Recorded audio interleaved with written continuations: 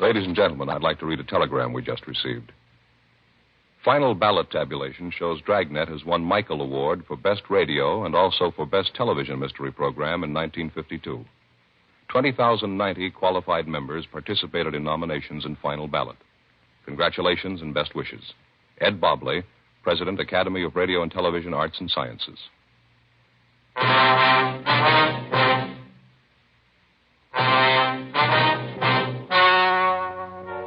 The story you are about to hear is true. The names have been changed to protect the innocent. Fatima Cigarettes, best of all king-size cigarettes, brings you Dragnet on both radio and television.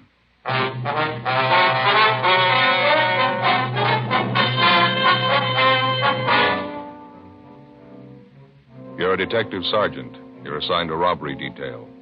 A United States mail truck is held up and robbed. 22 sacks of registered mail are taken. The holdup men escape. There's no lead to their identity.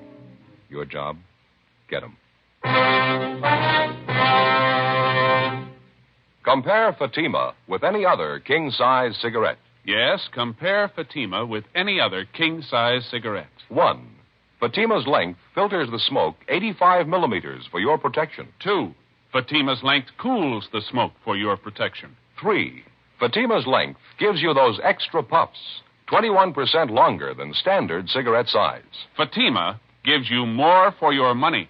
And in king-size Fatima, you get an extra mild and soothing smoke, plus the added protection of Fatima quality. Buy Fatima in the bright, sunny yellow pack. Best of all, king-size cigarettes.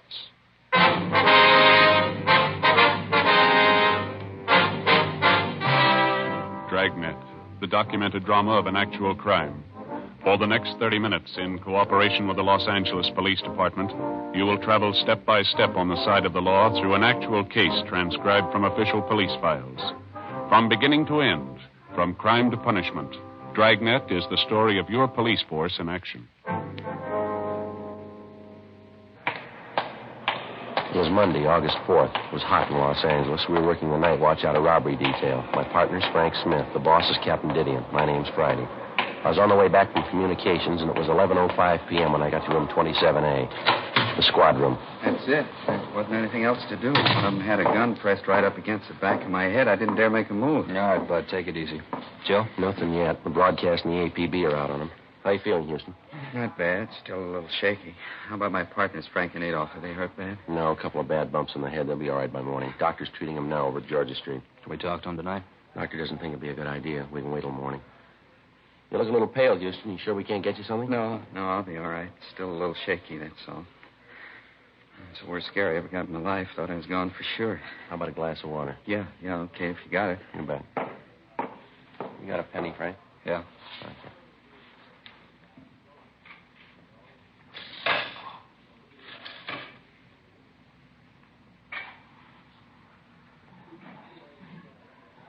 Just talking about the getaway car when you came in, Joe. Yeah. Look, Houston here is pretty sure he was right the first time. It was a dark blue sedan, late model. Mm-hmm. Any idea at all what make it was, Bud? I wouldn't like to say definitely. I don't want to mix you up. I got half an idea it was a GM car, maybe a Buick or an Olds. I can't say for sure, though. All right, here's your water. Oh. You didn't get a look at the license, huh? You sure of that, are you? No, I didn't see it at all. The whole thing went too fast for me. Uh-huh. I appreciate this. I got it. Robbery, Smith. Yes, sir. Oh, yeah, Inspector. Mm-hmm. Yeah, I see. Yeah, we'll be here for a while. Yeah, 27A. Right, thank you. Goodbye. You got it. Post Inspector Joe. He's on his way over now. That's fine. Hey, Bud, when you started your run with that mail truck tonight, you have any inkling at all that there was something wrong? I don't think I got you, Sergeant. What do you mean? Well, I mean, did you happen to notice anyone suspicious hanging around the post office out by the loading platform, maybe? Something? No, buddy. How about on your way to the Union Station? You notice any cars following your mail truck there? No, if they were, I think I'd have noticed it. I usually keep an eye out when we're making a run. It's a habit I got into, I guess. How long you been driving a mail truck, Bud? About 5 years. I've only been handling the registered mail the last couple of months, so. Did your truck leave the post office on schedule tonight? Yeah, right on the dot. We followed the other trucks out. You see, the trucks that pick up the ordinary mail, they leave first, and then our truck leaves right after them. We only handle registered stuff. I see. The same routine tonight, no different. You were the driver of the truck, that right, Bud? Yeah, that's all I do is drive. Frank's a clerk, Adolph's a guard. That's regulations. On trucks that handle just the straight mail, the driver's the only one aboard. Registered mail truck's got to have 3 men, the driver, the clerk, and the guard. Yeah, we know. You usually drive the same route from the post office to the Union Station, do you? Yeah, we go the same way every night. Straight down Temple Street. Turn right and go down Ferguson to Alameda. Then over Alameda to Union Station. Make the pickup or the delivery, and then we come back the same way to the post office. That's the route you followed tonight, huh? Yes, sir, that's it. Only we didn't make it back this time. I'd like to make sure we got this straight now, Bud. Do you mind checking us out on exactly what happened from the time you got to the Union Station? No, I don't mind. Well, try to relax if you can. Just take your time. Try to remember everything, will you? Say, would you mind very much if I called my wife first? I know I'm going to be late getting home. I don't want her to worry. You bet. Go right ahead, Bud. What's your number? I'll dial it. Thanks. It's Pleasant, 29321. Okay. You got a family, Bud? Yeah, 3 kids. Mother-in-law, too. She lives with us. Here you are, Bud. Oh, thanks. Lorraine? Oh, hi, Mother. Did I get you out of bed? No, nothing's wrong. I just called to say I'd be a little late tonight. I didn't want Lorraine to worry. No place? No, I'm not in a bar. Why do you have to say things like that? If that's the way you feel, all right. Just tell Lorraine, will you? Hello? Mother-in-law, I never get off your back. Sorry to interrupt, officer. It's all right, Bud. You want to go ahead now? Let's see. You wanted to know what happened after we left Union Station? Yeah, that's right. What time was it when you left the station? Right after we loaded the mail sacks on the truck, 28 sacks, all registered. We took off. What time was that? Scheduled time, 9:56. Left the station, headed for the P.O., drove the same route, along Alameda to Ferguson, then up to Ferguson. As soon as I turned the corner, I picked up their headlights in the rearview mirror. Then they started crowding us. I knew something was wrong. Too late to do anything then. They pulled up alongside, forced you into the curb, is that it? Yeah, the darkest part of the street, too. It was a big sedan, I know that, a 4-door job. Dark blue, and it was a late model, I'm sure. You notice anything special about the car, Bud? I mean, maybe a dented fender, some special accessories on it, anything like that? No, nothing I'd be sure of. I was too busy trying to keep going, get out of their way. I didn't have much of a chance. They forced us up on the sidewalk. I saw a telephone pole coming on me. I had to stop. What happened then? They threw a bright spotlight on us, blinded me for a minute. And these 3 men got out of the car and came at us, guns in their hands. It all happened in a couple of seconds. I was never so scared in my life. Did you get a good look at any of the men? No, I didn't. It was pretty dark. The place they stopped us at. I couldn't be sure I'd recognize any of them if I saw them again. Well, what'd the men do when they came up to the truck? They put their guns in our face, made us get out of the truck and climb into their car, the blue sedan. And one of them got in the mail truck behind the wheel. His name was Sid. I heard that. One of the men said, "Follow us in the truck, Sid. You know where to go." That's what he said. You happen to hear any other names? No, that was the only one. And Sid seemed to be the boss. He was giving the orders anyway. They put you and your 2 partners in the back seat of their car? Yeah, and the 2 thieves were in the front seat. One drove and the other held a gun on us. He kept the lower part of his face covered with a handkerchief. You could see the mail truck following a little ways behind us. Mm-hmm. They drove you straight down Alameda, is that right? Yes, sir. Like I told you before, I think it was about a mile and a half. And they turned off right into that alley by the warehouse, same place you found it. Mm-hmm. I figured that was the end. They got us out of the car, Frank and me and Adolph. Made us line up against a brick wall there, hands up in the air, facing the wall, and then they opened up the back of the truck and transferred the mail sacks to their car. Well, any conversation while all this was going on? Not too much, no. You see, one of them, I think that was Sid. He covered us with a gun, a shotgun. The other 2 moved the mail sacks from the truck to the car, and every once in a while the Sid would tell them, "Come on, faster. We're short on time." I think that's what he said. Well, why'd they slug your 2 partners, this Frank and Adolph? Any reason for I that? was coming to that. You see, when they got all the mail sacks in their car and they were ready to pull out, the other 2 guys came over to Sid, and one of them said, "What are we waiting for? Let's kill him and get out of here." Yeah? Right away, our clerk, Frank, he began pleading with them not to kill us. I guess Frank was thinking of his wife and his little kid. Mm-hmm. How'd the thieves react? Well, they slugged him, cracked him with a gun, and hit him a couple of times. Frank went down. He started crying. Just a young kid, you know. Yeah, we know. Well, this other guy told Sid again. He said, "Come on, let's kill him. Let's get out of here." He's the one who had something wrong with his voice. It was real husky, you know, like he had a cold. Uh-huh. Go ahead.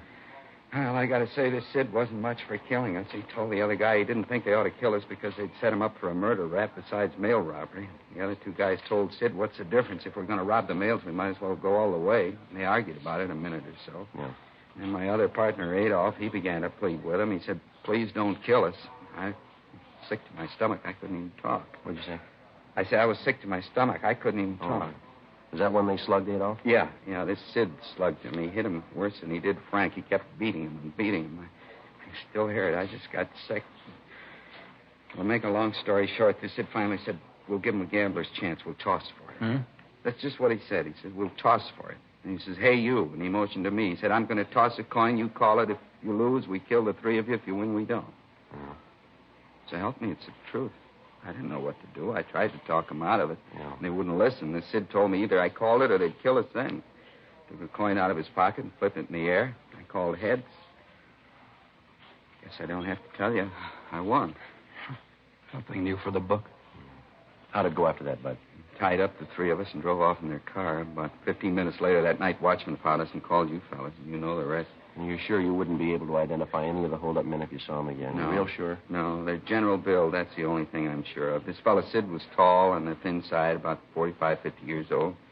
The other two were fairly short and stocky. Like I told you, that one fellow's voice, deep and husky, I think I'd know him if I heard him talk again. Excuse me a minute. Robbery Friday. Yeah, Walt. How's it going? Uh-huh.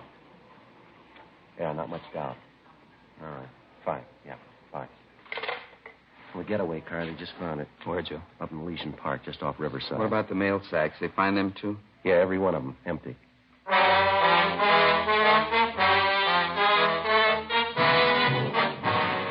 According to the report we'd received, the getaway car was found parked in a clump of shrubbery on the edge of Elysian Park, about half a mile from Riverside Drive. All of the 28 registered mail sacks were found scattered in and around the car, and with the exception of a few pieces of mail, the sacks were empty. The crew from the crime lab was dispatched immediately to the scene to check the car and the mail sacks for fingerprints and to cover the entire area for physical evidence. The mail truck was also gone over for prints at the point where it had been located. The officers at the scene, Sergeants Bitteroff and Gonzalez, continued the investigation on their end. 11:50 p.m. After the inspector from the post office department arrived, we continued our interview with Bud Houston, one of the three victims of the mail truck robbery. We ended the interview a few minutes after midnight, and Houston was driven to his home. The following morning, along with the postal inspector, Frank Smith and I talked to the other two victims, the clerk and the guard, who were with Houston at the time of the holdup. They could add nothing to what their partner had already told us. The investigation went on. Every possible angle was checked and rechecked. 3 days passed. Nothing. Thursday, August 7th, 5:40 p.m. Hi, Joe. How'd you make out? Oh, it's sour. Nothing at all. The guy wasn't even in town the night of the holdup, and he can prove it. Do you have any luck? No better than yours. I might just as well have taken the day off for all the good we did. Nothing from the stats office, huh? No. Last one we asked for won't be ready till tomorrow. It's getting a little embarrassing, Joe. We got them checking practically every robbery card they've got. M.O., description, only a few of them come close. We've already ruled them out as possible. The one you just checked on, that was the last. About does it. Might as well close up shop for the day, huh? You ready? Yeah, let's go. All right. I'll sign us out. All right.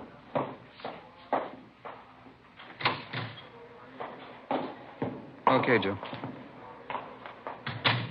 That mail truck driver, Houston, he and his partners were in checking through our mug books again this afternoon. Oh, yeah, I forgot about that. They come up with anything? Well, I spotted one mug shot, parolee from Quentin, only a partial ident. 3 of them couldn't even agree on that. I checked on the man. He's back in Quentin for a month. I can't say the 3 of them aren't cooperative. They've sure been working for us, haven't they? Hey, Joe, you in a hurry? How about watching up? Yeah, all right. Been a long time since we've had one start as slow as this one. Yeah, you're running the worst, Frank. Oh, I mean right from the start, Joe. You find a getaway car, plenty of prints on it. Can't get a make on any of them. Yeah, no. Find out the car was stolen. We check the owner, location, leads nowhere. Prints on the steering wheel of the mail truck, parts of the mail sack, still no make. How tough can it get? Well, they might have something when their kickback comes through from Washington. The hold-up men weren't amateurs. We know that. Joe, you checked with Gonzalez and Bitteroff today. I didn't see him. Yeah, they're not doing much better than the rest of us. They got an informant hot on the thing. He's supposed to have some word for him tomorrow and a couple of possibles. Say, how about the money taken from the mail they got? List of the serial numbers on the bills going out to everybody? Yeah, revised list went out late last night. Copies sent all over the country. Right? Yeah, Mac, we're in here. Call for his squad. Okay, thanks. Be right there. Okay? Let's go. All right. Hope this call means something, Joe. Wouldn't mind going late tonight. What do you mean? My sister-in-law, Florence, she's having me and the wife over for dinner, some kind of fancy pork dish. What's the matter with that? She never cooks anything until it's done. She likes things raw. Oh, that's all? Imagine what that roast pork's going to be like. We'll all end up with trichinosis. Yeah. Go ahead. Mac? Which one, Mac? 1, 2, Joe. Thank you. Friday talking. Yeah. Oh, yeah, John. Mm-hmm. Okay, fine. About 20 minutes. 20 minutes, yeah. Right, thank you. Anything, Joe? Wilshire detectives, they got a petty theft suspect out there now named Cecil Grant. Picked him up this morning. What about him? Well, he had a $20 bill on him stuffed down in the corner of his pocket. Yeah? They checked out the serial number. It's on the list. 6:05 p.m. Frank and I got in the car and drove out to Wilshire Station, where we double-checked the serial numbers on the $20 bill taken from the petty theft suspect, Cecil Grant. It checked out. The officers at Wilshire Division had already made a run on Grant through R&I, but outside of one other arrest for petty theft, he had no further criminal record. His fingerprints had been checked, but they failed to tie in. The suspect was taken from his cell to the interrogation room where Bill and I questioned him. He talked a lot, but he didn't say much. Well, now, look, there ain't any reason to get mad. We can settle this thing without a big rhubarb. No reason to get mad. 28 sacks of U.S. mail, mister. A couple of men slugged till they couldn't stand up. We figure that's a good reason. All right. I know. Why bring your troubles to me? I wasn't in on it. You got a piece of the loot, a $20 bill. You had it in your pocket. You admit it's yours. All right, so what? The holdup's still fresh. It ties you in close, Cecil. You're warm enough for us. What do you mean? What are you getting at? You don't need me to explain it. You got a piece of the loot. You say the bill must have been in your pocket for at least a day. That's right. Then it's a good chance you were in contact with the thieves. Either that or you're one of them. I'm not. You know that. Couldn't have been there. I got an alibi. Now, face it, Grant. You're not going to alibi that $20 bill. Now, how about it? I don't know. I told you I don't know. If it's not your job, you better check us out, Cecil. Robbing the U.S. mail. I think you know what that gets you. I don't know. Money was in my pocket. I just don't know. 25 years, 30, maybe 35. If you're not in, why fool with it? How about it, Cecil? I'm not in. You know that. Then what about the 20? What about it? Well, this is the way it happened. Guy owed me a 20. Owed it to me for 6 months, maybe more. Tuesday he came around, paid off. Gave me that bill you got. This last Tuesday? That's right. Thought it was funny, but he's a nice guy. I didn't want to make trouble. How do you mean? Well, when he paid me the 20 back, he said, well, look, the bill isn't phony, but don't let it out for a couple of days. Bill's okay, but just sit on it, maybe a week or two. That's just what he told me. Who was it? Where did we find him? Well, he's a nice guy, friend. I don't want to make trouble. It's already made. Now, what about it? Johnny Carter, 380 Nashville Avenue, apartment 2.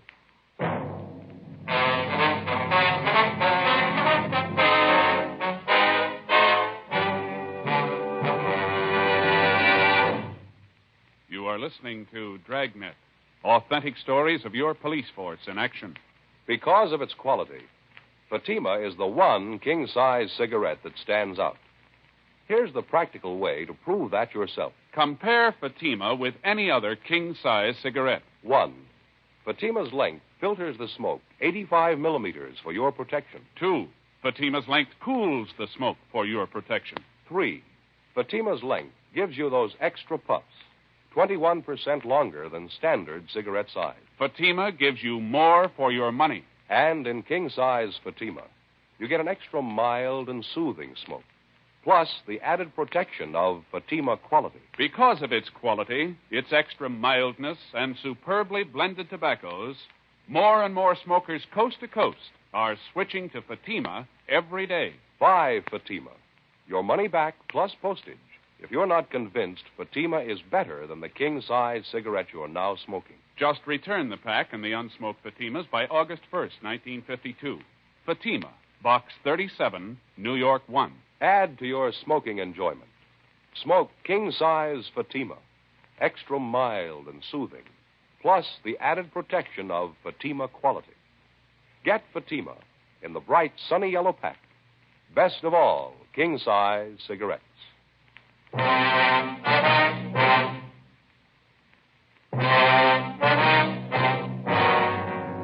August 7th, Thursday, 6:55 p.m. We called R&I, but they had no make on the name John Carter. My partner, Frank Smith, and I left Wilshire Division and headed out to check on the address given us by the theft suspect, Cecil Grant. The 300 block on Nashville Avenue was in West Hollywood, just below Melrose. Number 380 was an aging two-story apartment house. The architecture was old Spanish, a relic of the mid-20s. The name John Carter appeared on one of the mailboxes, but when we rang, there was no answer. We contacted the apartment manager, and he told us John Carter worked at night at a downtown garage.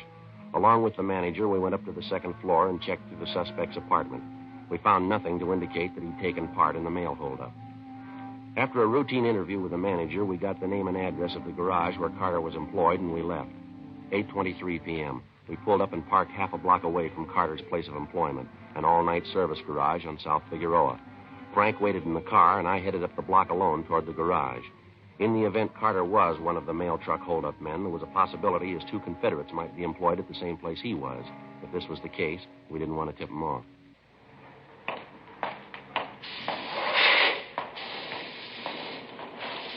Hi. Yeah. You want something? Yeah, I do. I need a little help if you got the time. I don't know. I'm busy right now. What's the matter? I got my car stalled down the street there. I can't figure out what's wrong. A lousy thing just stopped on me. All right. Check the gas tank. Yeah, nothing as simple as that. I got almost a full tank. Well, I hate to bother you. You think you could come down and take a look at it? It's not far, just a half a block down the street. I'm pretty busy. You can see that. I don't know. Sure appreciate it if you give it a look. I'm not much of a mechanic myself. Probably something real small. My car's almost new. I don't know. Just a minute. All right, that's going to have to do. It's $2.50 service charge. I have to leave the garage. I guess you know that. Okay, that's all right with me. I got to get that car started. You pay in advance. We've had too many hassles on this before. Okay. There you go. Yeah, okay. Just down the street, you said? Yeah, down this way. Okay. I don't know what happened to the lousy thing. It just quit on me. Nice night. What'd you do, pound on the gas pedal, flood the carburetor? No, I don't think so. I kept trying the starter when the thing quit on me. There's an automatic choke on the car, though. Maybe that had flooded. I don't know. A half a block now. Which one's your car? Straight ahead there, the gray sedan. Oh, yeah. This one right here. Okay, get the hood open. Well, never mind that, mister. Just get in the car. All right, Frank. Oh, what's this? Police officers, his identification. Get in the car. What's the matter? What is it? Come on, in the car. Hey, what's the pitch? What's it all about? Your name, John Carter, address 380 Nashville Avenue? I don't know what you're talking about. Is that your name and address? All right, it is. What about it? Get him behind you. Help him, Frank. Yeah. All right, that's good. What are you trying to pull? What's this about? U.S. mail robbery, Carter. I want to talk to you downtown. I don't know anything about any mail robbery. What are you talking about? Nothing to worry over. If you're cleared, you'll be back on the job in an hour. Well, why pick me? I work at garage. It's my bread and butter. Why don't you go ahead and arrest the newsboy down corner? Same thing. No, there's a big difference. Yeah, you name it. A $20 bill. 9:05 p.m. After checking with the garage manager to make sure none of his employees were possible accomplices of Carter's, we drove the suspect back to the city hall, took him to the interrogation room, and started to question him. In the space of an hour and a half, he gave us 3 alibis, supposedly accounting for his whereabouts the night of the mail truck robbery. In the same period of time, we checked out each of the 3 alibis by phone calls. Every one of them was a lie. The questioning went on. 11:30, midnight, 12:30 a.m. We sent out for coffee. 1 a.m., 1:30. We stayed on it. 2 o'clock, 2:30, 3 a.m. It was like any other interrogation. It's a lot tougher to keep asking the questions than to answer them. We were as tired as the suspect, but he had one big advantage. We had to keep pressing, and we couldn't afford to show our fatigue. All he had to do was to say no and refuse to answer the questions. At a few minutes before 5 a.m., we called a halt to the interrogation, but not before we gained a point. Apparently, by a slip of the tongue, Carter gave us the name of the girl he was keeping company with and also her place of employment. After we booked Carter on suspicion of 211 PC, and after we picked up 2 hours' sleep, we located the girlfriend, a Grace Nelson, at her place of employment, a telegraph office at Alpine and South Flower. All I know is I met John about 3 months ago. His family's from Cedar Rapids, same as mine. There's nothing wrong with John I know of. You know any of his friends, Miss Nelson, any good people he has dealings with? Not personally, I don't. Heard him talk about some, though. Why, what's the matter? Do you remember any of the names, Miss Nelson? Let's see. He's always talking about Sid. I don't know his last name, though. Don't know where you'd find him. Then there's Sammy. Don't remember his last name either. Met Sammy once, but don't know where he stays. Do you notice anything unusual about Mr. Carter the last week or so, ma'am? I mean, anything peculiar, anything out of the ordinary? Anything peculiar? No, I don't think so. John's been just as nice as ever to me. Like him very much. Matter of fact, he's been nicer than he's ever been. How do you mean, miss? Well, for my birthday, last Wednesday. Yeah. Well, he was so sweet about it. Really sweet. He gave me $400. Gave it to me in cash. Told me to go out and buy what I wanted. Wouldn't you say that's sweet? Have you any of that money left, Miss Nelson? Why, yes, of course I have. See, right here in my purse. See, right there. More than half of it. Carter tell you where he got this money, Miss Nelson? Gambling game. He said he won it at cards. What's wrong? Serial numbers, ma'am. This money was taken in a holdup, U.S. mail. We've got a pretty good reason to suspect Carter. And John's a thief? That's how he got the money? I can't believe it. Afraid it's true, ma'am. So hard to believe. I hope you don't think I had anything to do with it. Robbing people, mails. Are you sure it's John Carter you want? Yes, ma'am, we're pretty sure. We understand you were pretty close to him. He said the two of you were going to get married. I don't know. We did have it said at one time, but now I don't know. I mean, I have people in this town, my whole family. I couldn't let this get out, no. You're willing to admit the $400 you got came from John Carter, the same bills that he gave them to you? I don't know. I love John. I want to hurt him. I really love him. Tell me the truth. What's going to happen? Well, he's going to be charged with robbery, ma'am, holding up a U.S. mail truck, taking 28 sacks of registered mail. John? John Carter? That's right, him and two others. I'd like to ask you one more question, miss. Do you have any idea what Carter was up to? The robbery, I mean? Me? Of course not. No idea at all. I love John. I loved him for what I thought he was. Go through anything for him. I love him. Just wouldn't make any sense, though, would it? Ma'am? Going to jail for him. Just common sense. You can't love anybody that much. That afternoon, we had the suspect, John Carter, brought from his cell to the interrogation room where he was confronted with the testimony of both Cecil Grant and Grace Nelson, two of the people he'd given some of the stolen money to. Another hour of interrogation, and Carter broke. He admitted taking part in the holdup and gave us the name of his partner. He named as the leader and mastermind of the robbery a Sidney Grover, at an address in Highland Park. Frank and I checked it out. Yeah? Police officers, you Sidney Grover? Yeah. I'm not feeling so well. Can't you come back later? Not feeling well at all. It's kind of important, Grover. I'd like to talk to you downtown. Come back later, huh? A little later on. I got so many troubles right now. Please. I'd like to talk to you about a holdup, Grover, a mail truck. We got the two men who worked it for you. They gave us the whole story. Two men? What do you mean? Can't you see I got troubles? Please don't bother me. Come back later, huh? Bad trouble. You better get your coat, Grover. Got to talk to you downtown. Look, don't you understand? My son's left me. My only boy. He packed his bag. He walked out. He left me. Afraid that's your problem, mister. He said he didn't want any part of me. He had an argument. He didn't like what I was doing. Big argument. He slapped my face, my own boy, and he walked out. Slapped my face. All right, you want to get your coat? Yeah, okay. Mail job, is that it? Got the other two? Yeah, we got them. All right, no argument. I didn't try to run away. I guess you can see that. My boy said it was a crook. We argued. He slapped me, walked out. How come, Sergeant? I wouldn't know. Let's go, Grover. It's a sour story, huh? Old man trying a mail robbery. I'm 55. I don't look it, do I? Kid slapped my face. He said I was a crook. I couldn't hit him back, my only boy. Wish he hadn't called me a crook. Pretty sour story, isn't it? Yeah, it's sour. Let's go.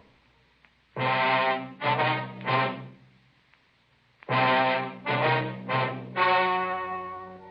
story you have just heard was true. The names were changed to protect the innocent. On November 29th, trial was held in Superior Court, City and County of Los Angeles, State of California. In a moment, the results of that trial. Now, here is our star, Jack Webb. Thank you, George Fenneman. Friends, there's one thing I'd like you to remember the next time you buy cigarettes. Fatimas give you more for your money. That's because no other king-size cigarette can match Fatima quality, and because Fatima is 21% longer than standard cigarette size. That added length means that Fatima's extra mild and soothing smoke is cooled and filtered for your protection. Get a pack tomorrow and compare them with the cigarette you've been smoking. Fatima, best of all, king-size cigarette.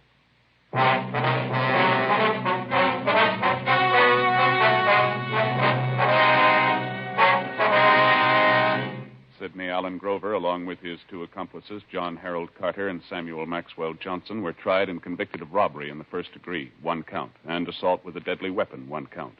All three are serving their terms in the state penitentiary. First-degree robbery is punishable by imprisonment from 5 years to life. Assault with a deadly weapon is punishable by imprisonment for not less than 1, nor more than 10 years.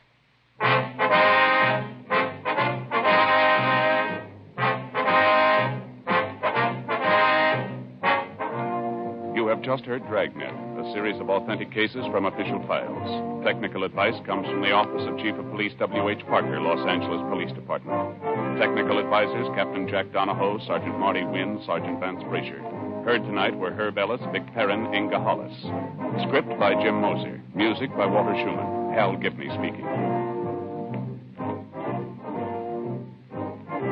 Fatima Cigarettes, best of all king-size cigarettes, has brought you Dragnet, transcribed from Los Angeles.